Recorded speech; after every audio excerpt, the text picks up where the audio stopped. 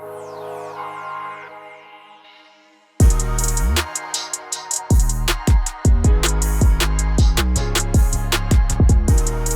Jordan. What's up, Michael? We're here. We're live. You might hear my daughter screaming in the background. I think it was this morning she discovered that she can just shriek really loud for no reason. So she just, walking around like doing like the little toddler wobble, and just out of nowhere she'll just be like, She found her vocal cords. She's with gonna be a big singer. smile on her face. She's like, That's fun. Yeah, I heard her doing it before. Sounds cute. "What's up with you, brother?" Dude, I was just thinking about the time that I went to the dermatologist because you recommended I go to a dermatologist because I'd never been to one for my entire life. I didn't recommend this dermatologist. I just recommended you go to one. I didn't recommend this one though. Correct. Good clarification. And I sat there in this gown for like a half hour just waiting. Just sitting there freezing, just waiting in this cold room. And then she came in for like 90 seconds and was like, "That's it?" Dude, it was like this. She's got a little like spotlight, like, she's like, "Oh, you're good. Here for any particular reason?" I'm like, honestly, my friend Jordan said I need to start doing this so that I don't get skin cancer. She's like, "But do you have any like trouble spots you're worried about?" No, just here preventative, just like trying to do the right thing. And then she scolded me about how I'm supposed to buy the hat that has the long thing that covers my neck, and how I'm supposed to wear sleeves in the summer, and my hands can see the sun, but nothing else should ever see the sunlight. And now here I am in December in Minnesota, and like just craving vitamin D and serotonin, and like just getting re-energized by the sun, and just thinking back to that advice that I should basically never be in the sun. I don't like that. I don't like that derm. You got to go to a different derm. I've had way better derms than that. That's good, but I've sworn off the industry. Don't swear them off. I swore them off. Obviously, if I see something weird, I'm going to go get it checked out, but I'm not just going to get scolded about getting rejuvenated by the sun. Yeah. And you're a big sunscreen guy, though. Well, yeah, burning is really bad for you. So if you build up a base, it depends what you can tolerate. But if you haven't been in the sun for a while and then you go to UV9, like, be good smart luck. and be cautious. Yeah, good luck.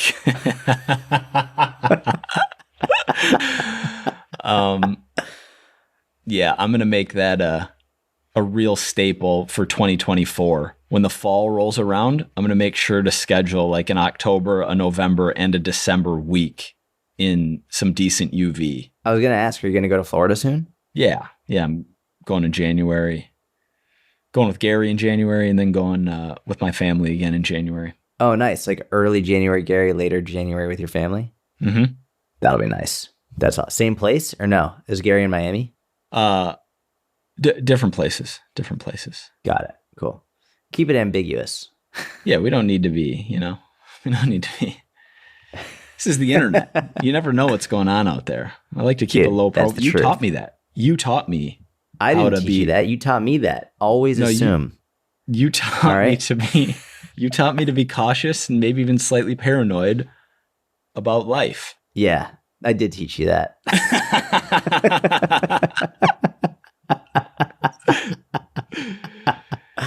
Oh, always assume. Bro, my abs are sore. Jordan invented an exercise. No.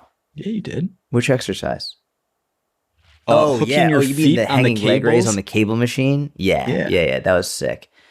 It wasn't the exercise, it was just the way to load it. I was just like, man, this is just genius. The loading structure on that. But I've been doing a lot of ab work lately, and I'm a big fan. And a lot of like, lateral flexion, rotation work, but man. Because you want your abs stronger, or your core in general stronger? Stronger. Or spinal health, right. What are you feeling from it? I just want stronger abs, but here's something. So, I'm a big mobility guy now. I'm a big mobility guy, right? Yeah. Mm-hmm. Everyone in the mentorship is laughing because in just the Q&A that we just finished, I was talking about how I'm really getting into mobility work. But like, I've always been into mobility, but never pushing it to the extremes outside of when I went for my splits a couple years ago and then I hurt my knee. I've taken the last couple of years off, focused more on zone 2. Now I'm really getting into more of like the science of flexibility and mobility, and even those terms are conflated. But anyway, I'm getting a lot more into it, and I've really been working a lot on my hamstring mobility because I want the splits, not just the side splits, but also the front splits. And the front splits have much more of an impact. Your hamstring flexibility has much more an impact on your front splits than side splits. And one thing I'm working on is my pike, and I've actually been working with this guy. He's awesome, from Range of Strength. I forget his name. Let me just Google this or look it up on Instagram. So, Lucas Hardy, Range of Strength. He's a beast. Really like this guy a lot. And he's working with me on my pikes. And the pike is essentially, think about like the one thing that we've been working on is like not just touching your toes with your legs straight, but like getting your full palms to floor, legs fully locked out and straight, which I've never been able to do except when I was like maybe like 6 years old, and you're just Gumby at that age. And so there's my daughter screaming in the background. I kept struggling to get my palms to the floor, and Lucas was talking to me about compression strength, and essentially how in this pike, getting really good at being able to compress yourself down, not just with the flexibility of your hamstrings, but with the strength of your abs, essentially like pancaking yourself down to the floor, not just thinking of it as how much can you passively move downward, but how much can you compress yourself downwards at the same time. And so he's had me doing a couple different compression strength drills for my abs that I've then carried over into that full palm to floor touch, and it immediately improved. Like immediately, full palms to floor, legs completely like ostrich locked out, legs completely straight, and for the first time in my life, and it feels actually like relatively comfortable. And I was talking to him, I was like, man, it number one, just always learning, always trying to learn and get better and improve.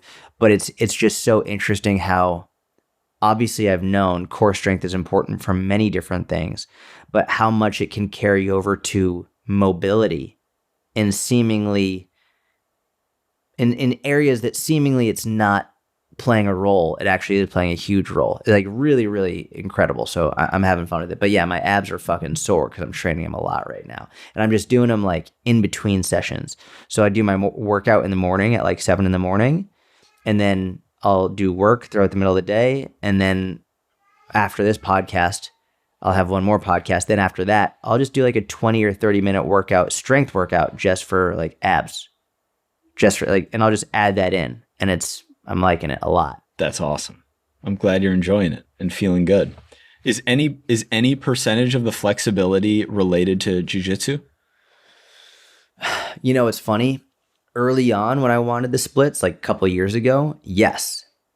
But as I've gotten better at jiu-jitsu, I've realized that there are ways to get in the positions that you want without needing that flexibility. So it's like 2 years ago, yeah, I wanted the flexibility for jiu-jitsu because I thought that extra flexibility would inherently help me. And I think it would have helped a little bit. But now, as I've gotten better at jiu-jitsu, I've realized I can actually be pretty lazy with it, and I don't need this insane level of flexibility, and I can still get in the positions that I want. Now I want them because I just want the splits so bad. Like, I just want the split. I want them super fucking bad. I want the side splits and the front splits and the pancake, just because it's just badass. So that's where it's coming from. Man, the meaning in life is really derived from the pursuit of goals. That's the truth, huh? Yeah, that's the truth. It really is. The mission. Just good. The mission over everything. We knew it. Yeah. I had a real moment playing chess the other day when for the first time ever, they have bots essentially. So in chess, there's ratings, and then chess.com has these bots that are like, a 700 rated bot, 1,000 rated bot, an 1,100 bot, and the higher your rating, anyway. For the first time ever, I beat the 2000 ELO Wow. bot. I mean, for me, I was like pumped, but I felt as soon as I realized I was going to win the game, like that the second I realized, oh, I'm going to win this game, I felt worse. Really? Mm-hmm. And it was one of those like addicted video game player sessions where I'd been going for like, I don't know, it was like my 11th game in a row trying to beat this same bot. And I lost 10 straight, like trying and this like pursuit. And then as soon as I realized, I hadn't even won yet, but I realized, oh, I'm going to win this game, I felt worse. Interesting. What do you mean like worse? Like I felt, I don't know if you could rate excitement, meaning, happiness, serotonin, I don't know, something neurochemically on a scale of 1 to 10. If it was at a 9.5 while I was pursuing, I felt it drop to like a 6. Jeez, if that's not a metaphor for life right there, where it's just like that pursuit of it is really what it's about. Yeah. Yeah. Which is why it's good to have borderline unreachable goals to maximize meaning. What's your next goal? 2100 bot? Well, that wasn't even a goal. I just was procrastinating doing work and got sucked in like a video game. Man, I'm never going to beat you in chess ever. There's just no way. There was that one time where I almost, you remember that? Where I like almost did? Oh yeah. We were at your apartment, the last apartment you lived at, down on the second floor in like the study room, right? Yeah. Yeah. There's that one chance I had, and you just laughed because you're like, all right, well, now I'm going to chase you around the board. Yeah. I can't imagine how many listeners are enthralled with chess, but anyway, that is a real, like, you know, it's university's a great example of it. You're going to school for 4 years or longer, and you're in this pursuit. And then as soon as you reach the pinnacle, like you graduate, it's like, oh, what am I doing? Now what am I supposed to be doing? I need to find a job. It's like, yeah.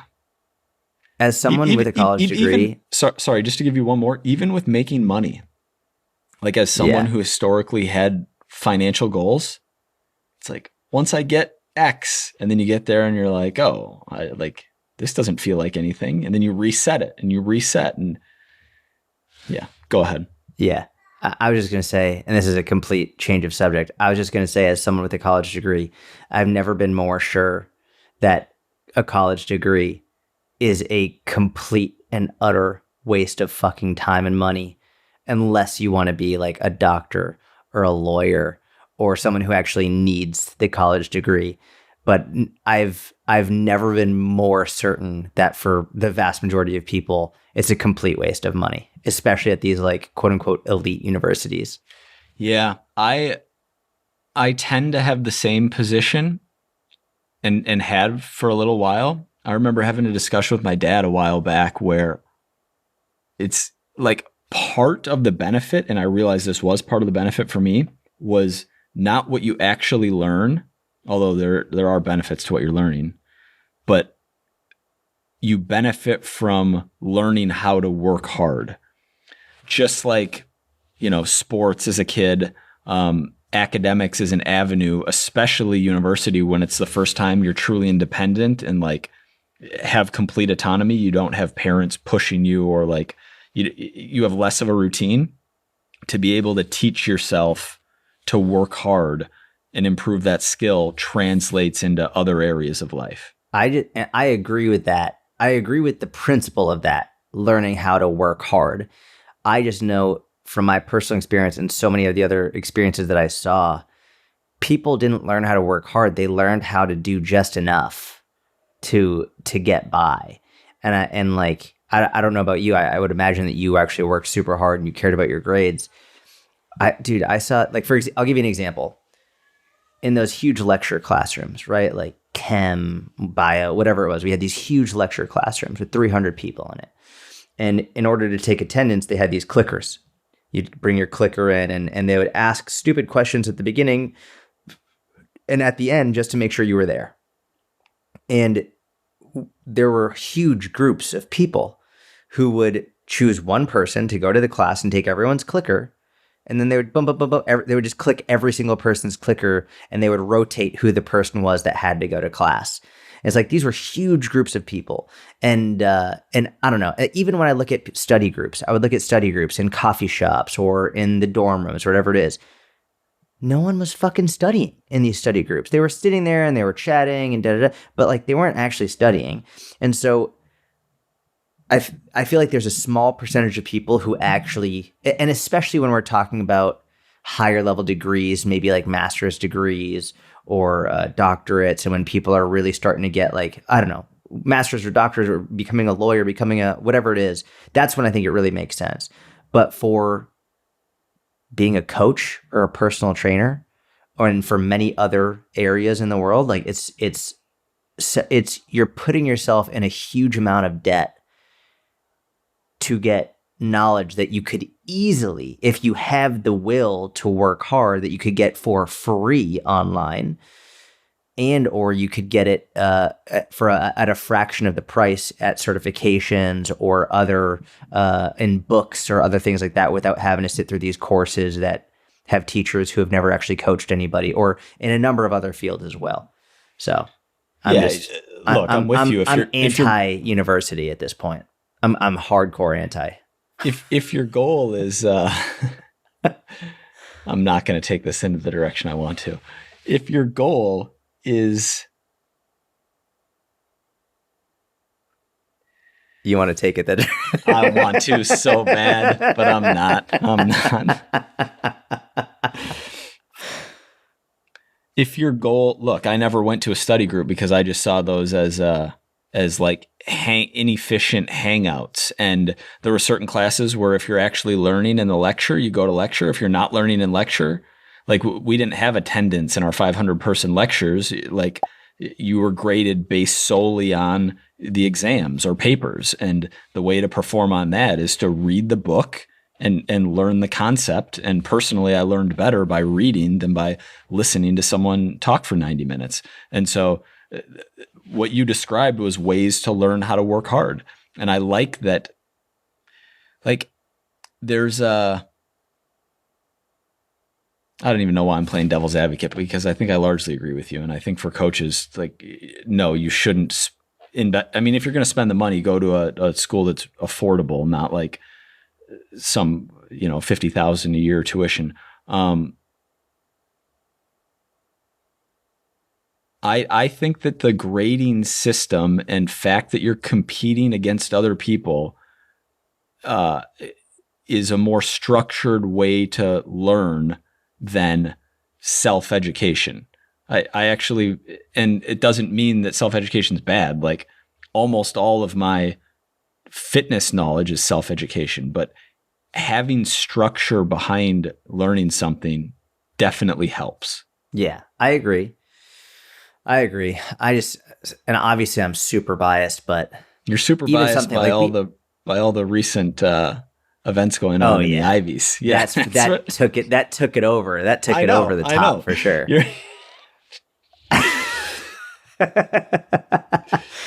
But like even something like there's so many amazing courses that you can take online, whether it's, I don't know, precision nutrition for a nutrition cert. Like not even like we could even remove like Lyle McDonald's free content or Alan Aragon's $10 a month research review, which I think everyone should be a part of. If we're just talking about courses like precision nutrition and stuff, fractions and fractions and fractions of the cost of a university degree, and you get all of the information. I'm going to rephrase that. Not only do you get all the information, you get all of the right information, all of the most up-to-date information, without all the horse shit that you have to deal with a lot of these college professors who have never actually coached anybody or worked with anybody with nutrition or strength training.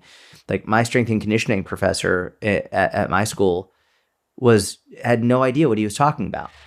So you're saying don't go to college. You're saying don't go to college for personal training. I thought you were saying don't ever go to college for anything other than doctor, lawyer. That is what I'm saying as well. Also that, the social side of it, the 4-year party, the you get out what you put in. There are other benefits beyond the degree. Yeah. Also engineers have to go to school. That makes sense. One of my roommates was an engineer, and I was like, man, that's fucking wild. That amount of work was. That was insane. Engineers have it tough, dude. Scientists, yeah, go to college. I get it. But if you have what about a theologian? I don't think they need to go to college. I think they could go somewhere else. Where was you, on a scale of 1 to 10, 10 being I hate the idea of college, 1 being I love the idea of college. Where were you a month ago and where are you now? A month ago, I was like 4. Okay. 4, like I don't really mind it. Like I'm whatever. Mm-hmm. Now I'm at like 10. College sucks. Yeah, like you should good. never good support those fucking anti-Semites. Right? Yeah. And not even just anti-Semites, just hypocrites. Just hypocrites is what it is. Because honestly, I'm not up to date on this.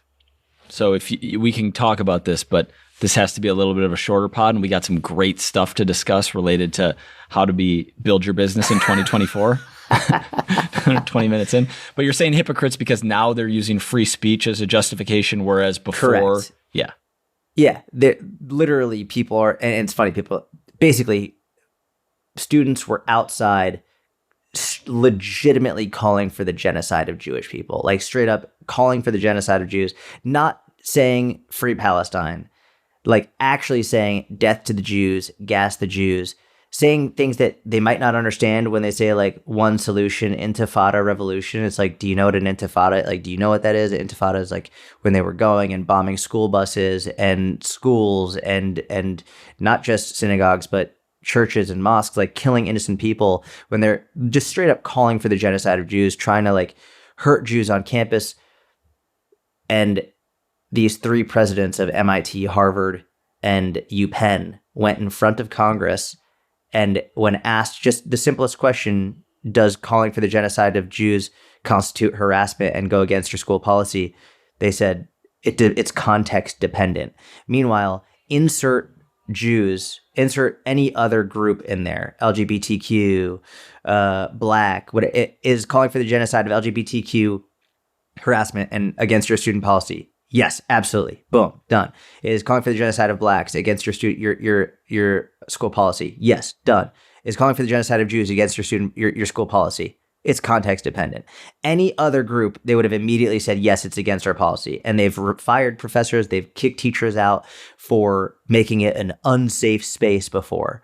But for this, so one of them stepped down. McGill from UPenn stepped down. She's still a tenured professor there, but she stepped down from her role. But only after, it wasn't immediately after, she only stepped down after a donor pulled a $100 million donation from UPenn. That was the only reason she stepped down. And then Harvard is now standing with their president, and MIT hasn't even addressed it. So it's just, I'm like, yeah, fuck this. It's so hypocritical in the most disgusting way. It's like, fill that in with any other group of people and they immediately denounce it. But for whatever reason with this, they have no problem. So I was like, yeah, you guys suck. Yeah. My arguments around college are independent of the ideological views of college professors, presidents, elites, etc. Yeah, you have a much more balanced perspective of it than I do at this point in time. At this exact point in time, that's true. But what you're saying is obviously correct. Like it is very hypocritical, and I'm surprised only one of the 3 is, I guess, stepped down. I thought they were fired, but yeah, they were forced to step down. But they were like, she's still staying on as a tenured professor. And then Harvard put out a statement today, being like, "We stand with President so and so." I don't even want to say her name. "We stand with our president." Da da da. Like, she said some things that were wrong, but we're keeping her. It's like, okay. Yeah. Harvard sucks. Actually, wow. I selected my dermatologist based on this person's degree. No way. From Harvard. Bro, Harvard sucks. It might have been Stanford, but for the purpose of the story, let's just say it was Harvard because it puts a nice little bow tie on this 25-minute fun intro. Dave Portnoy said he's no longer hiring anybody from Harvard, UPenn, or MIT. Now he might do UPenn because their president stepped down, but he's not hiring anybody from those institutions until they remove those presidents. He said, if you're already in my business, then you're grandfathered in, but I'm not hiring anybody from those schools anymore. Harvard sucks. MIT sucks. And this is a strong sentiment on the internet right now. Yeah. The only people who are against it don't understand either they're just straight up anti-Semitic, or they don't understand things like what intifada actually means. Yeah. Anyway, pyramid. The pyramid of 2024. Do it, Jordan. The pyramid. Yeah, there he is. The pyramid. Let's go. If you're an Office fan, then you're going to laugh about the power of the pyramid. That's all I'm going to say, because I know Mike isn't an Office fan, but... I dabble. Anyway. I've caught an episode here and there. You don't like it, though. Anyway, we're not going to spend time on this, because, you're not a fan of Michael Scott. You're not a fan of that kind of humor. Yeah, there's bits and pieces that are kind of funny. I like plots. I like narratives. I like story. You like archetypes. I love a good archetype. Yeah. I think great archetypes in great fiction is one of the best ways that we learn how to live. Oh, man. I'm glad you brought that up. I'm watching, I re-picked up Game of Thrones today, or yesterday, actually. The title. Season 1, episode 1? No. Because I was like, I think I'm season 4 right now, something like that. You were watching, you just fell off. You were watching during cardio. I fell off. I was watching other stuff. Yeah. So now I'm back on it. You stopped in the middle of season 4? Yeah. Wow. Now I'm back on it, though. That's like me watching a movie over the course of multiple days. That's an interesting place to stop. I know, I did it for several months. I just went into different, there's a lot of different, anyway, I picked it back up.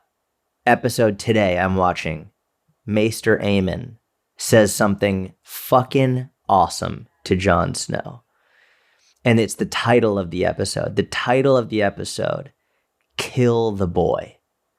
And Become the man. Jon Snow is going through a very difficult time, and he has to make really difficult decisions. And he's talking to this 100-year-old man, very wise man, and he's saying, "I'm nervous. I think like half the people underneath me are gonna hate me." And Maester Aemon is like, "Half the people already hate you. Kill the boy, become the man." And it was just like, I was getting my cardio in, 15 incline, 3.1 speed, and I was just like, let me rewind that, watch that again.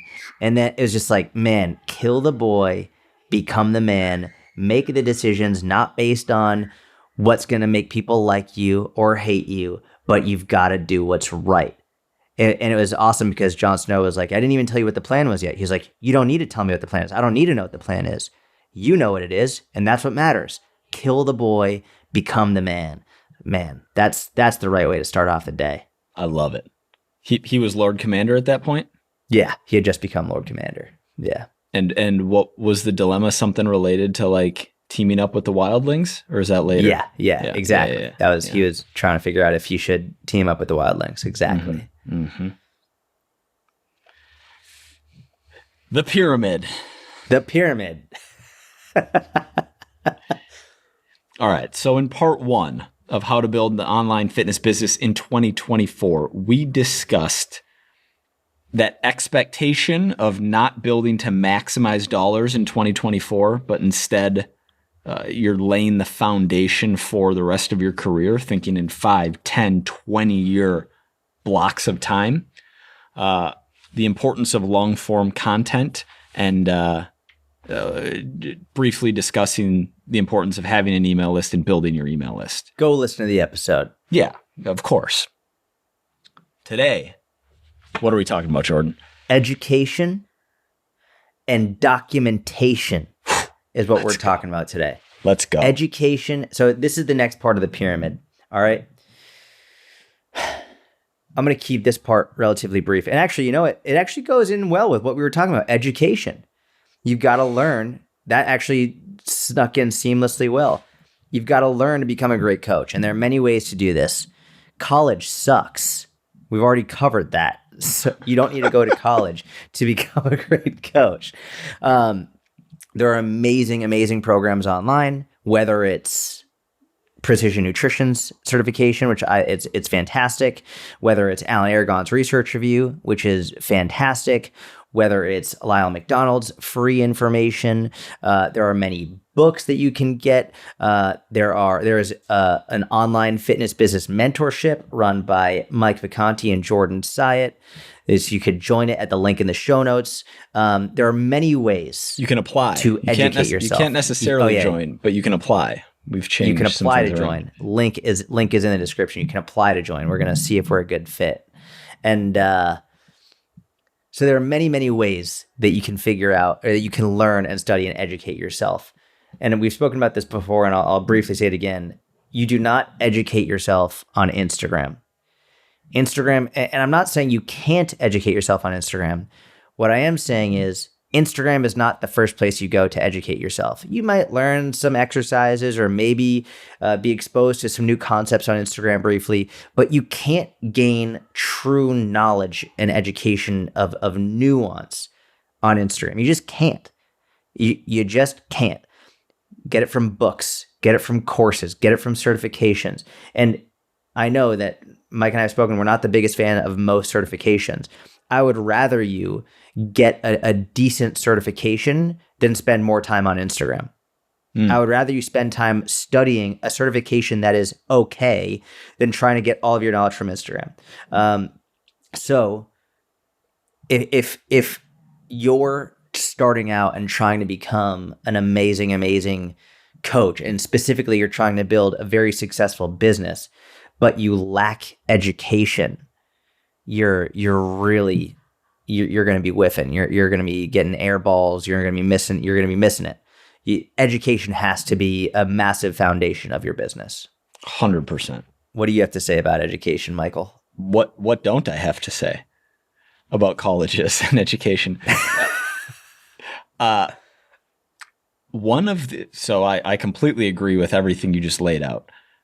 And, to give an example or to solidify the argument that you're not learning on Instagram, even if you think you are, think about the process of taking a course and then taking an exam after, or taking a college class and taking exams and writing papers. Like, these are active forms of learning where not only are you presented with the information you need, but there are tactics to help you retain and be able to implement that information.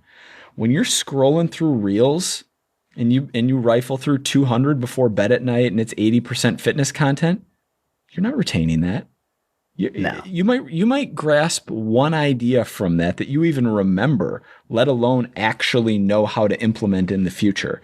And look, there are times where Jordan will text me once every month or 2 months, and he'll be like, "Hey, Alan put out like a really long post that's a carousel and it's all words, and it's basically like half a website article crammed into a caption and like 10 pictures, which is actually reading." Or, Alex Viada has done stuff like that in the past. Like, there are instances where you can seek out a great piece of content and learn something from it. We're not saying that you can't, but the majority of what is on any short form content, I don't care if it's Twitter, YouTube Shorts, TikTok, you're not retaining that information, and the information itself isn't going in depth to the extent it needs to for you to be able to learn from it and learn what you need to learn. In addition to that, one of the underrated forms of education is experience. Like, I think we learn best by doing. Obviously, a combination of intaking information and then applying it is best. But let's not forget about what we're learning when we're actually working with clients, which is something that's overlooked. And we'll have people even in the mentorship who say, I'm working a 9 to 5 right now. I have 2 young kids. Like, I'm trying to get my online business off the ground. I know you guys talk about in-person coaching experience. I just don't really have time to take on some kind of formal position as an in-person coach. What those people will do is spend 1 to 3 hours a week working with people they know in person. Come to my apartment building gym. I'll go to your garage gym, like family member, friend, deep discount or unpaid, but doing whatever it takes to get that in-person coaching experience, because there are so many things that you will learn working with a client in person that you can't learn from a book. Correct. And I could start listing off examples, but then we could just be giving examples throughout the rest of this episode. Little things that you wouldn't even consider, like, if you're pairing two exercises together, making sure that based on the setup in the gym that person has, that it's realistic for them to have two pieces of machinery at once, and that they're close enough together that that's actually a workable superset. Or, with a population, like a lot of people get good at training themselves because they're huge fitness fanatics and are really into fitness and have been for 20 years. And that's one of the reasons they became a coach.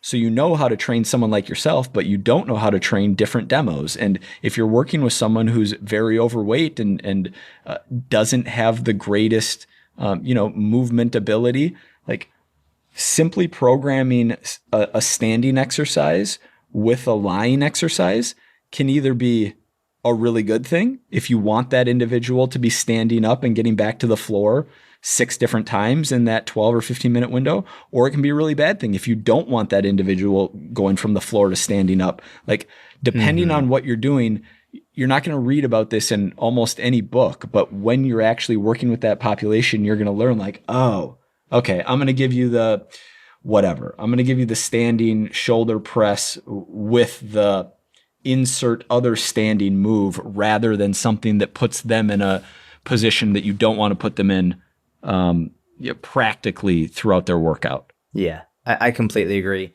And I think, it's funny. One of my neighbors, she has been doing that, not because she's been speaking to me or anything, but I've noticed a couple hours a week, she coaches people out of her garage. I don't know what the deal is. I don't know if they're paid. I don't know if they're family, if they're friends, but just a couple hours a week, I see her coaching people. And she doesn't have a lot of equipment. She's got a yoga mat and some yoga blocks and like a couple dumbbells. And she's got a couple people in her garage every week for a couple hours. And I'm like, that's fucking awesome. I love it. I don't know if she wants to be a coach. I don't know if she's trying to make money. I don't know what, but I'm like, there's always something you can do. And what I'll say is this.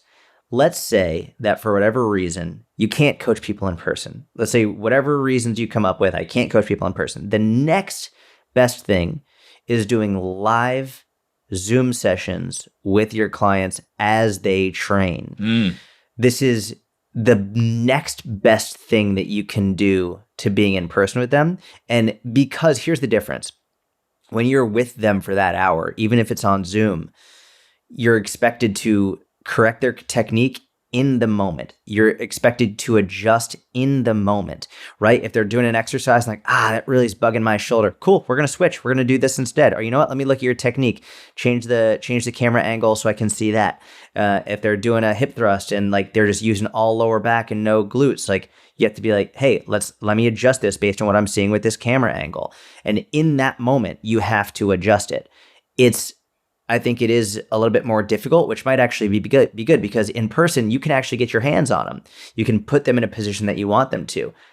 When you're Zoom, it's like you can only use your words, and then maybe you have to demonstrate it yourself. So it might actually be even a little bit more difficult, but it could be very beneficial from that difficulty. And beneficial in terms of helping you with online coaching because it's more similar to the type of cueing and feedback you're going to be giving with an online coaching client. Yeah.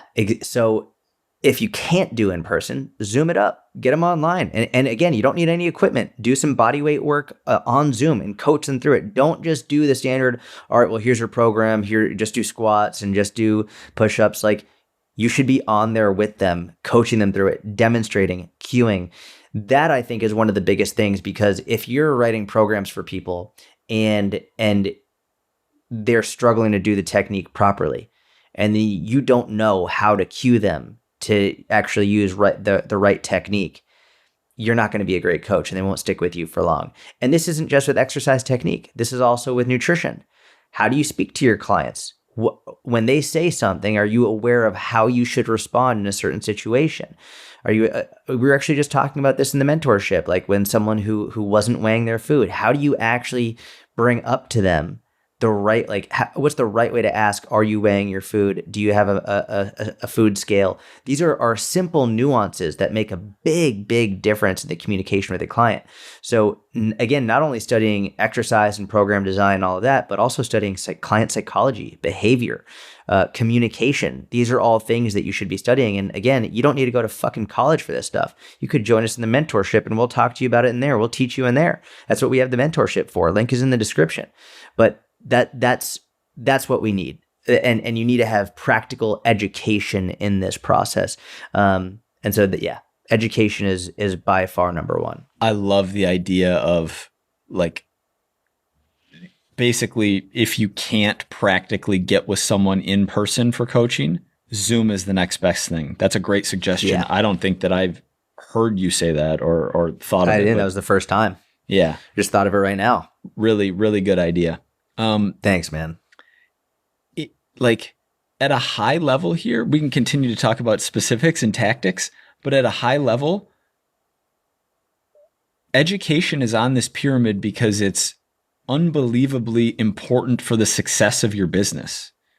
And we're not saying that like, oh, do it so it's because it's the right thing to do, or like become the best coach you can because then your clients are going to get the best results and like it's you'll feel good about it. Like this is actually a business tactic, right? Like you could focus 95% of your time on sales and marketing and social media or 99% of your time, and you'll be able to get clients and make money without being a great coach, but you won't be able to retain those clients. And the way that successful online fitness businesses work over years and decades is through retention, right? If you're just churning through clients because you're spending all of your time and dollars working on getting tactics to get more clients rather than on educating yourself so that you can really help each of those individuals, it's going to hurt your business. And so this isn't just like, woo-woo, like feel good, do the right thing, but being the best coach you can be and educating yourself is actually really good for business. Yeah. People ask, how can I stand out?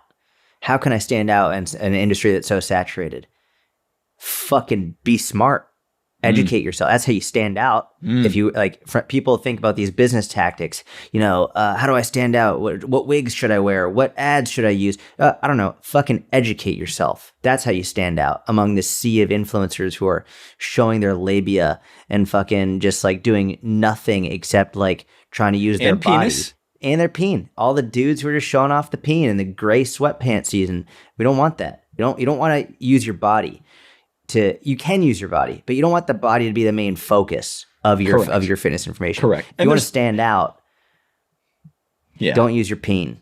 Yeah. Or at least use the parts of your body that are relevant to your fitness program rather than your brain. Yeah, definitely. But even if you want people to take you seriously, use your brain. 100%. 100%. People are like, why don't people take me seriously? Oh, I don't know, because you're shirtless or like because like you're naked in all of your fucking videos. It's like, of course they don't take you seriously. So you're thirst trapping every fucking. It's like, all right, you're doing like a shoulder raise, but all I see is your butt.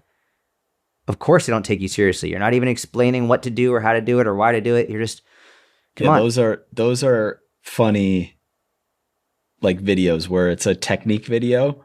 But like the angle of the camera and everything, and like even the like exaggerating some anterior pelvic tilt and like everything is just pointing at the butt, but it's like how to do a lateral raise. Yeah, exactly. Yeah.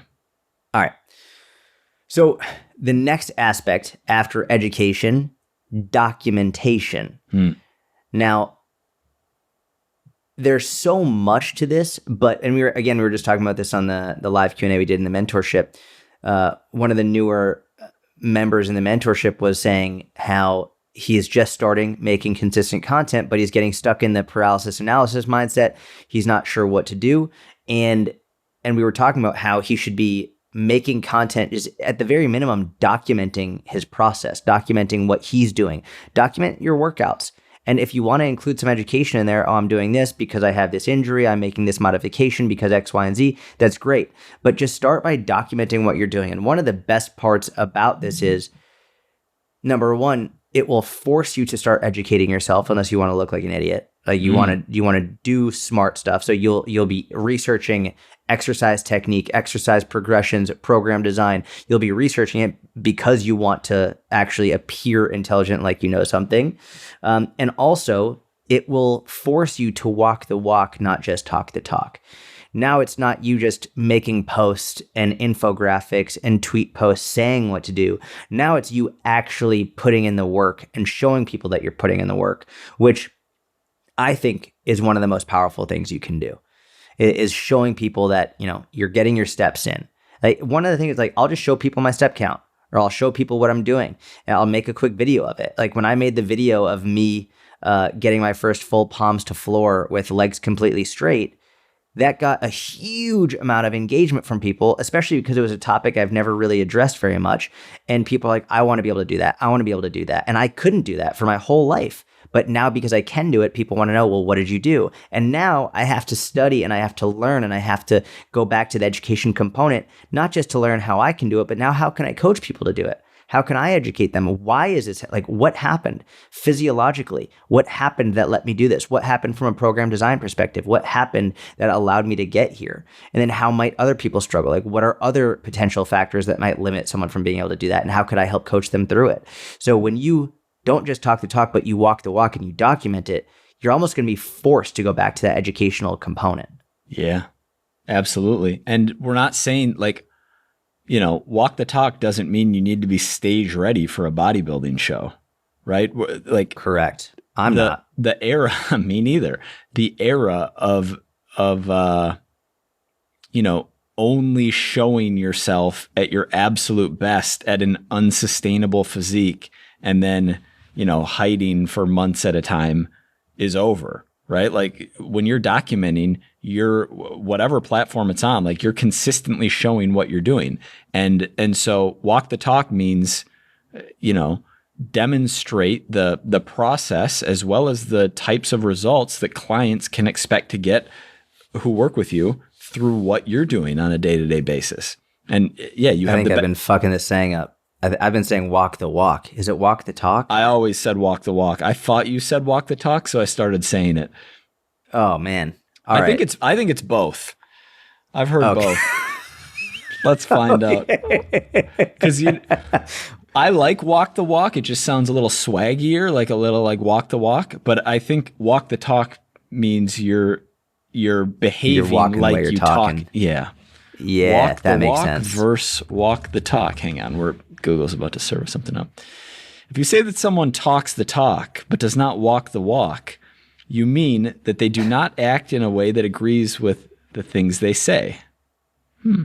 What does it mean to walk the talk?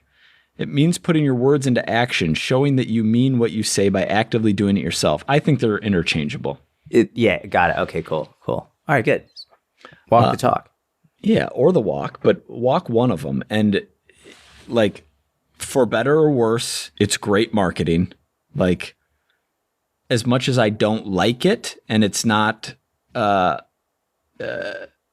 it doesn't indicate who the better coach is. If you take two people who are completely equal in all regards, but one person takes their own fitness seriously and documents it, and the other person doesn't, the marketing benefit associated with walking the talk is going to lead to person A's business doing drastically better than person B. It's like, yeah. We've just seen so many hundreds of coaches build their business or some not succeed at building their business, or maybe not succeed as fast as they could have, that documenting your own fitness and taking your own fitness seriously will help your coaching business. And will help you, and will help your health, and will help your life as well. I was talking to my buddy. Actually, this is funny. I was talking to my buddy in Israel yesterday, and he went out to lunch with one of his friends who's a personal trainer. My buddy is not a personal trainer at all, like not in the least. But he went out to lunch with one of his friends in Israel who's a personal trainer, and they were talking, and his personal trainer friend said he was having issues with business, blah, blah, blah, which makes sense. They're at war. Anyway, he was like, I have a friend I might be able to put you in touch with. And he was referring to me. And his friend was like, well, who's your friend? And my buddy said, Jordan Syatt. And apparently this kid was like, Jordan's he lost his mind.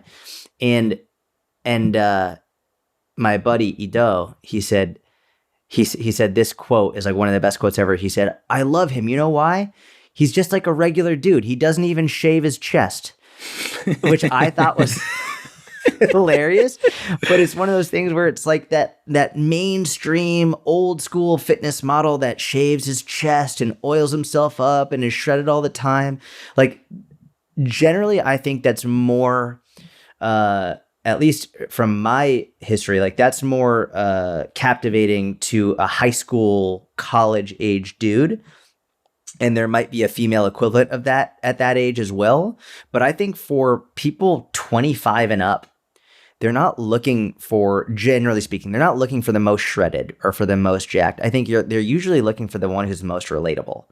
And I have seen huge amounts of people who've lost 25, 50, 75, 100 plus pounds, who have loose skin, who are not stage ready, who don't look like the 2012 Men's Health or Women's Health front magazine cover. They just look like regular people, but they also have a lot of knowledge about fitness, who crush it with their business because they document what they're doing and they share about it. It's one of those things that are just, it's so helpful. And if we're talking about standing out, we have standing out from the education perspective, also stand out from the relatability perspective. And when we're talking about standing out from the relatability perspective, the cool part is being relatable. The last thing you want to do is something that most people can't or won't do. When you want to be relatable, you want to be a regular person that most people can resonate with. And I think the amount of people I've gotten who are like, I signed up with you because you're just a regular dude. You're not shredded to bits. Like you don't look unattainable. They say like, I would love to look like you, and I believe I can look like you, as opposed to someone who's like roided out, or not even roided out, maybe, but like their entire life is everything fitness. They're super shredded. That's all they think about or care about. But then they're online talking about flexibility and sustainability. But on their own time, they're having rice cakes and tilapia. Like, that's not the life that they're living. It's not relatable. And being relatable is a huge advantage in today's day and age. Mic drop. I don't want to out you for all the tilapia you've been eating, so I won't right now, but I just... Ugh. There was a period in my life where I was a big tilapia guy. Not anymore, though. Maybe that's why you hate college, because you were always eating tilapia. I was always eating tilapia. I had that frozen tilapia. I got all those frozen... You remember those frozen tilapias? I just get a whole bunch of them. Mm-hmm. Remember that classic YouTube video where the guy was like, yeah, so for breakfast, I have a rice cake with tilapia. And for lunch, I have a rice cake with tilapia. Do you remember that? It was a classic YouTube video back in the day, like 2009, 2010. No, I did not. I never saw that one. You were a tilapia guy. Oh, yeah. Take it frozen, still a tilapia guy? Put it straight on the pan. Am I still? No, I haven't had tilapia in... You know what? I think I got weirdly scared of tilapia at one point. Why? I don't even remember. Mercury? No, yeah, tilapia is low in mercury. It's just straight protein. It's straight protein, but it was something about like farm-raised tilapia from China and like something bad about it that sold me on the fact that... China. Farm-raised tilapia from China. We don't have the Chinese tilapia. We don't have it. We won't have it. I mean, I told you that impression's getting good. I don't remember why... But yeah, the macros are insane on it. In college, though, I ate a lot of tilapia. I would just take it frozen, put it on the pan, like cook it from frozen to cooked, and it would burn. Yeah. And then I'd put barbecue sauce on it. Like no seasoning. Sugar-free barbecue sauce? No. Dude, I didn't know about macros in college. Oh, wow. I thought you did. I mean, not my sophomore year when I was having tilapia with barbecue sauce at age 19. Got it. I got in an argument. I mean, you knew enough to have like low fat, high protein. I probably read tilapia is good in a magazine or something. Oh, got it. What was the argument? The argument I had, I think I've talked about this before. The argument was with an ex-girlfriend, and she was talking about calories. And I like scoffed at her, and I was like, meal frequency. Doesn't matter how many calories you eat. If you eat often enough, trust me, you'll get lean. It's going to work. I was like, the metabolic fire is just always stoking, just constantly eating throughout the day. When in hindsight, I was probably taking 20,000 steps, and the types of food that I was eating was high protein, low calorie, and I was eating it consistently throughout the day, but I was probably eating 1,800 calories. Yeah, and you don't eat when you're not hungry. You've got that advantage to you as well. Usually, if I'm dialed. There's physiological hunger. I think there's also like dopamine deficit related hunger that can lead to overeating. Where you want the it's not physiological hunger. It's some kind of psychological wanting to feel good, reaching for ice cream for that reason. Yeah, that makes sense. Yeah. Did we hit this portion of the pyramid well? We hit education and documentation. I think we did. Yeah. Document it. Educate yourself and document it. Let's go. Walk the talk. We're going to be, this is a multi-part series that's going to come together over the next few episodes. And then we're going to sort it into the final version of the pyramid that we will be posting on our Instagram at Personal Trainer Podcast. If you're not following, go give us a follow.